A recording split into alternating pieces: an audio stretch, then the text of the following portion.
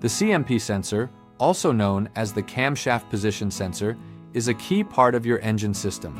It's like the clock that tells your car's computer when to inject fuel and when to fire the spark, so everything runs like it should. If this sensor fails, your car loses track of timing. And that's when the trouble begins. One of the most common symptoms is the car stalling without warning. You're driving along just fine, and boom, it shuts off like you unplugged it. Sometimes it starts back up, sometimes it doesn't. A classic sign of a bad CMP. Another typical symptom: hard starting or not starting at all.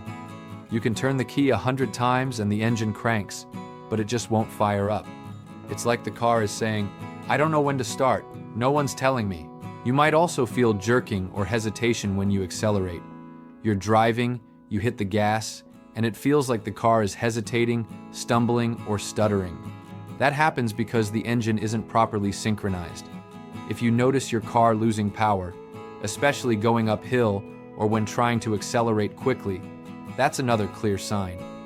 The CMP sensor isn't sending the right signal, and the car's computer doesn't know how to respond. Here's another one: increased fuel consumption.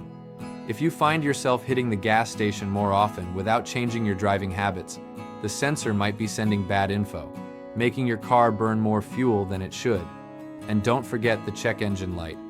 Yep, that little light on the dash most people ignore. If it's on and you're experiencing one or more of these symptoms, bingo. The CMP sensor could be the culprit. Listen, a faulty CMP sensor can turn your car into a game of Russian roulette. Don't leave it to chance. A scan with a diagnostic tool and a timely inspection can keep you from getting stranded. So if your car is acting up with these electronic hiccups, don't ignore it. Because if the camshaft sensor fails, chaos is just around the corner.